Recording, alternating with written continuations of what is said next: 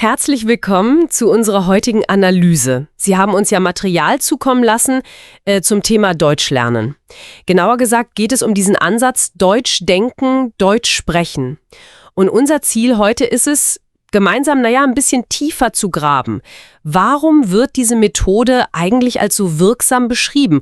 Und vor allem, wie können Sie das konkret für sich nutzen? Dahinter steckt ja die Idee, das Gehirn gewissermaßen neu zu programmieren, um eine direktere, eine tiefere Verbindung zur deutschen Sprache und ja auch zur Kultur herzustellen. Gut, lassen Sie uns das mal direkt anpacken. Der Kerngedanke in den Quellen, die Sie uns geschickt haben, ist ja nicht ständig im Kopf übersetzen, sondern lernen, direkt auf Deutsch zu denken. Das sei der Schlüssel zur Sprachflüssigkeit. Ganz genau. Also weg von diesem Umweg, kennen Sie sicher. Man denkt, I am hungry und übersetzt dann mühsam zu ich habe Hunger. Stattdessen soll das Gefühl der Hunger direkt mit dem deutschen Satz verbunden werden. Ich habe Hunger. Punkt. Das ist der zentrale Punkt. Und was hier aus kognitiver Sicht wirklich faszinierend ist, dieser direkte Weg, er reduziert die mentale Belastung ganz erheblich. Man muss sich das vorstellen, dieses ständige Übersetzen, das ist wie ein Flaschenhals im Gehirn, es bremst alles aus. Wenn Sie aber direkt auf Deutsch denken, dann nutzen Sie Ihre kognitiven Ressourcen viel, viel effizienter.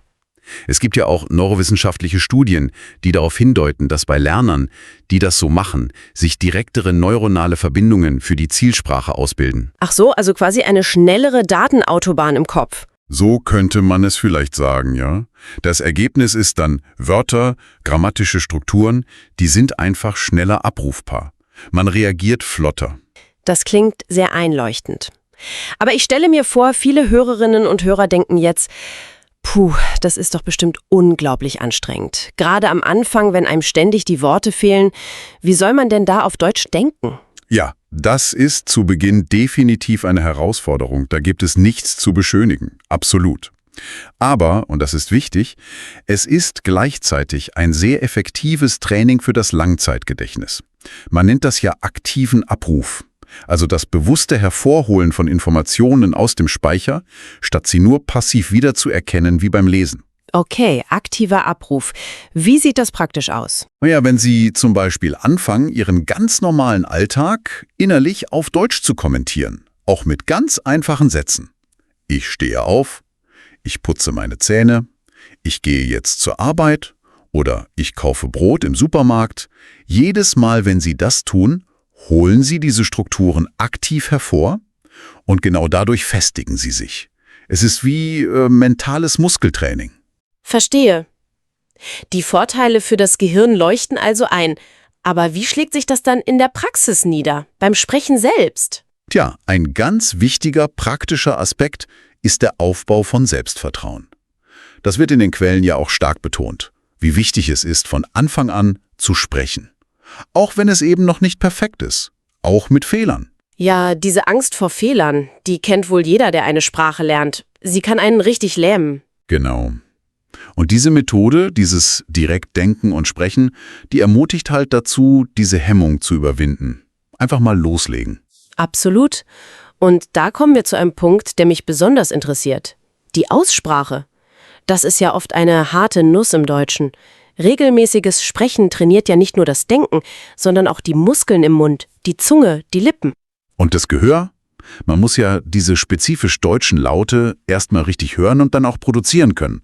Ich denke da nur an das Sch. Oh ja, das Sch. Oder die Umlaute. Ü, die können einen am Anfang wirklich zur Verzweiflung treiben. Stimmt. Im Text werden ja sogar Zungenbrecher als Übung genannt. Ich glaube, da stand Fischers Fritz fischt frische Fische. Ein Klassiker. Und ein sehr guter Punkt. Dieses aktive Sprechtraining, das hilft natürlich enorm bei der Aussprache. Und es beschleunigt logischerweise auch die Konversationsfähigkeit. Ganz klar. In einem echten Gespräch haben Sie ja keine Zeit, lange zu überlegen oder zu übersetzen. Sie müssen spontan reagieren können. Richtig, in Echtzeit. Genau. Und regelmäßiges Sprechen, selbst wenn es nur ganz einfache Dialoge sind, führt eben dazu, dass Sie die gängigen Wendungen, die Satzmuster verinnerlichen. Die kommen dann fast automatisch. Und wenn wir das noch ein bisschen weiterdenken, sogar das bewusste Üben von Füllwörtern. Füllwörtern?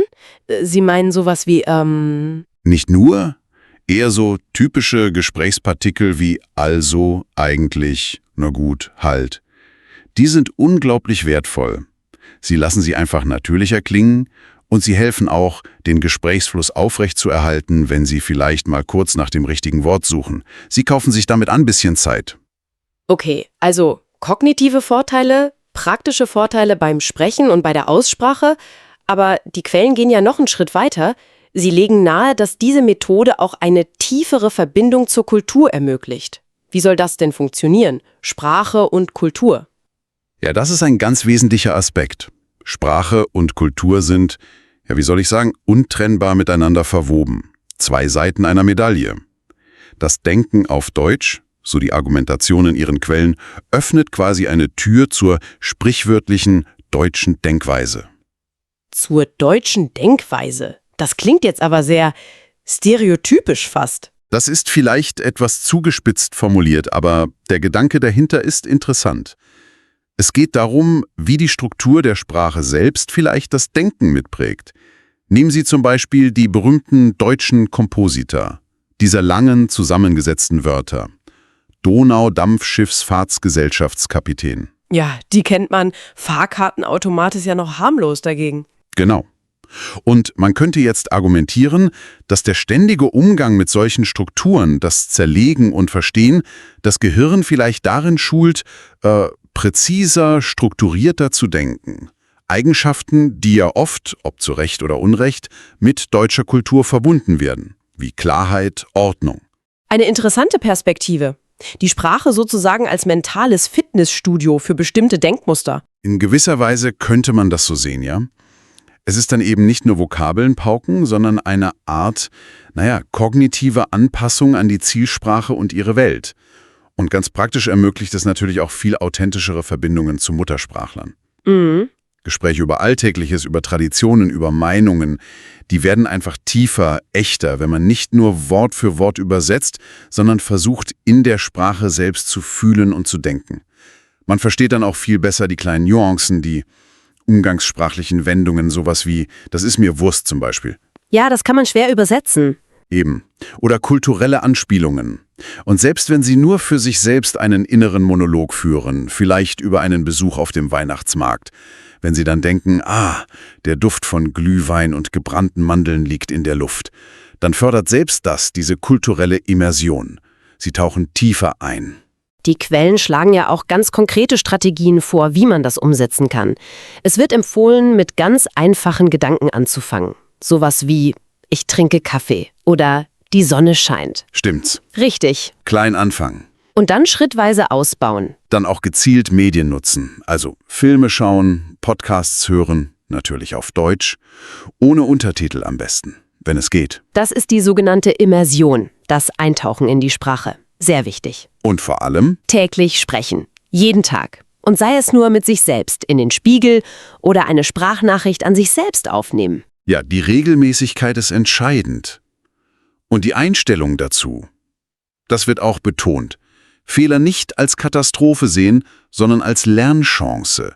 Jeder Fehler zeigt einem, wo man noch üben muss. Was ist denn erfahrungsgemäß die größte Hürde dabei? Ich denke, dass es für die meisten wirklich diese tief verwurzelte Gewohnheit, immer erst in der Muttersprache zu denken und dann zu übersetzen.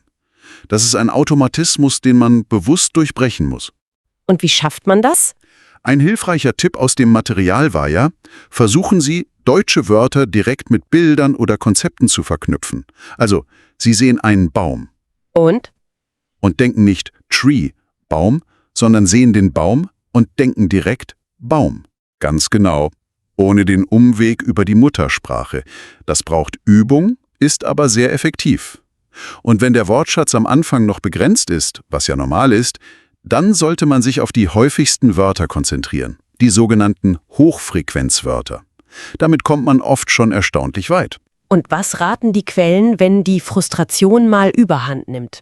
Das passiert ja beim Sprachenlernen unweigerlich. Man hat das Gefühl, es geht nicht voran. Ja, das kennt jeder. Dann ist es ganz entscheidend, realistische Erwartungen zu haben. Man wird nicht über Nacht fließend sprechen. Setzen Sie sich kleine, wirklich erreichbare Ziele für den Tag oder die Woche. Und machen Sie sich Ihre Fortschritte bewusst. Auch die kleinen. Vielleicht mal ein kurzes Gespräch erfolgreich geführt. Einen Satz richtig gebildet. Ein neues Wort aktiv benutzt. Jeden kleinen Erfolg auch wirklich zu feiern, das hilft enorm, die Motivation aufrechtzuerhalten. Also fassen wir mal zusammen. Was können wir für Sie aus diesen Quellen mitnehmen? Der Kern der Sache scheint ja zu sein, dieses aktive Denken und Sprechen auf Deutsch ist nicht nur irgendeine Lerntechnik, kein optionales Extra. Es ist wohl eher ein fundamentaler Baustein für echte Sprachkompetenz. Absolut. Es geht um mehr als nur Grammatikregeln und Vokabellisten. Es stärkt das Selbstvertrauen beim Sprechen und ermöglicht gleichzeitig, so haben wir gehört, einen tieferen, authentischeren Einblick in die Kultur. Und das führt uns eigentlich zu einer abschließenden Frage, eine Anregung vielleicht, über die Sie für sich nachdenken könnten. Was wäre denn der allererste, winzig kleine Schritt, den Sie vielleicht noch heute unternehmen könnten, um nur ein kleines bisschen mehr auf Deutsch zu denken oder zu sprechen? Das muss gar nichts Großes sein. Vielleicht wirklich nur dieser kurze innere Monolog beim Zähneputzen am Abend. Ich putze meine Zähne. Einfach mal damit anfangen.